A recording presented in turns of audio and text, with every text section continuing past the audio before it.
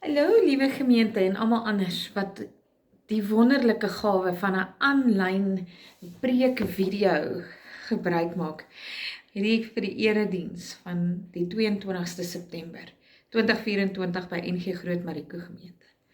Dit is lekker om saam met jou die Here te kan dien.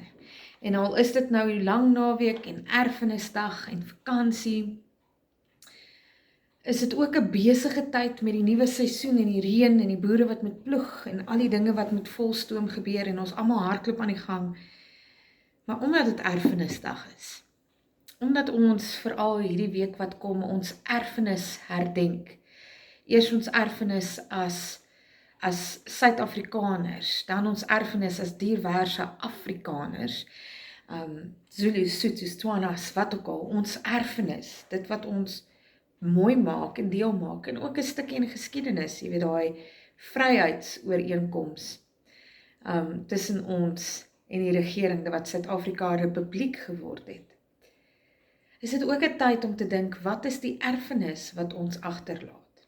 Wat is my en jou erfenis wat mense oor 'n jaar, oor 10 jaar, oor 20 jaar gaan sê wanneer hulle stories vertel van ons?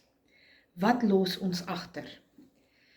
En interessant as ons kyk nou na erfenis, is een van die mooiste verhale die van Salomo.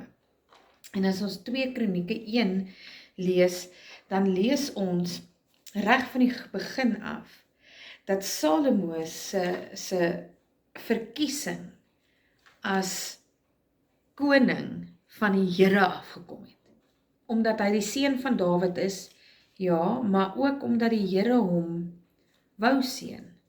Omdat die Here hom wou spaar. En dan vroeg in Salomo se ontmoeting, kom die Here en die Here gesels met hom in die woestyn. En hy gee vir hom 'n keuse, want kyk wat nou toe gaan gebeur het, is Dawid, hulle het mos nou, die Israeliete het rondgetrek, maar hulle toe begin stede bou, en onder Dawid het hulle die pragtige noorde Israel en die suide Juda, en Dawid was koning van hierdie gebied, en voor hom, die Israel is nou nog nie in 2 geskeur nie. In sy tyd is dit ook amper half hierdie goue era, hy was hierdie koning wat in die mense ingebou het, en die volk het gegroei en floreer, en hulle het stede begin bou. Maar van die woestyntyd af het hulle die tabernakel, hierdie tent van ontmoeting met die Here, waar die Here se gees die hele tyd was, so hulle die hele tyd 'n vuurkolom of 'n rookkolom gesien saam met hierdie gaan. Maar hierdie tabernakel het toe nou nie meer getrek nie, want die volk het nie meer getrek nie. En so in hierdie ontmoeting saam met die Here en by die Here offers bring en met hom gesels en steeds rond skuif, het God offers gebring. En toe het daar God aan Salomo verskyn en vir hom gesê, en ons lees van so vers 7 af vir die agtergrond, vra wat ek jou moet gee. Salomo sê toe vir God, U het groot trou aan my vader Dawid bewys en in my in sy plek koning gemaak. Vervul nou Here God U belofte aan my vader Dawid, want U het my koning gemaak oor 'n volk so baie soos die stof van die aarde. Gee my nou wysheid en kennis dat ek hierdie volk reg kan lei. Jy sien, ons almal ken die storie, né? Wat wil jy hê? Wil jy rykdom hê? Wil jy goeie tyd hê? Wil jy wysheid hê? En hy kies toe nou wysheid. Want wie kan uit homself hierdie groot volk van U regeer? Vers 10. Dan 2 Kronieke vanaf vers 11, God het vir Salomo geantwoord, omdat jy besluit het, en jy nie rykdom of besittings of aansien, of jou vyande se lewens gevra het nie, en ook nie 'n lang leeftyd nie, maar wysheid en kennis, waarmee jy my volk, oor wie ek jou koning gemaak het, kan regeer. Daarom word die wysheid en kennis aan jou geskenk, maar ek gee jou bovendien rykdom, besittings en aansien, soos konings voor jou nie gehad het nie, en na jou ook nie sal hê nie. Daarna het Salomo van die hoogte af in Gibeon van die tent van ontmoeting af na Jerusalem toe teruggegaan, want hy was nou die koning oor die hele Israel. So hier is hierdie ontmoeting, ons kry in 2 Kronieke 1 vanaf vers 1 af hierdie ding van God self het dit beskik dat Salomo koning is. Daar was baie contenders for the throne, amper kan ons sê. En dan kom Salomo en hy praat met die Here en die Here sê vir hom, gee vir my jou hartsbegeerte, jy is die koning wat ek gekies het, so wat gee ek jou? Gee ek jou besittings, gee ek vir jou aansien, gee ek vir jou geld, wat wil jy hê? En Salomo het gedink, hy het gedink aan die erfenis van sy pa. Hy het besef, daar is 'n geskiedenis wat hom tot hiertoe gebring het. Maar hy het ook besef, omdat hierdie 'n gawe is wat aan hom erfgelaat is, gaan hy 'n keuse moet maak. En hy kon 'n selfsugtige keuse gemaak het, of hy kon die keuse gemaak het wat tot die gewin van almal is, tot die groei van almal is. En Salomo kies wysheid. En in daai wysheid kry hy ook toe kennis en rykdom en aansien. En hy gaan aan om 'n erfenis na te laat.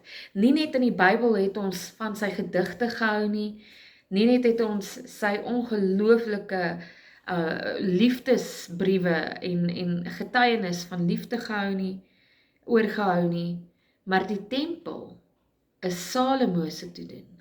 Kreatief, flink gedink, slim geweet, verhoudings gebou, ooreenkomste gemaak, om te verseker dat die tempel van God net die beste inhou.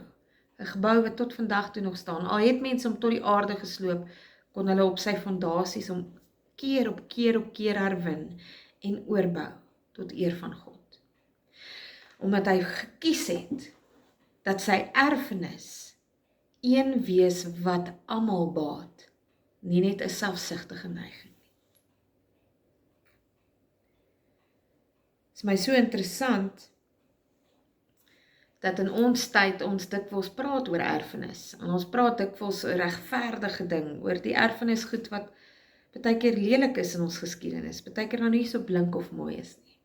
En baie keer loop ons ook ons erfenis vooruit. Maar as ek en jy die keuse sou hê vandag, as God vir ons sou vra, wat wil jy hê? Jy wat my kind is, jy wat die verlossing deur Jesus Christus het, jy wat my gees in jou are het, wat vra jy van my? Wil jy besittings hê? Wil jy rykdom hê? Wil jy aansien hê? Wil jy lekker lewe hê? Wat wil jy nalaat? Wat wil jy met mense van jou kan vertel? Dan is Salomo se antwoord baie duidelik. Die wysheid om u volk te kan regeer. Die wysheid om te doen wat ek moet doen.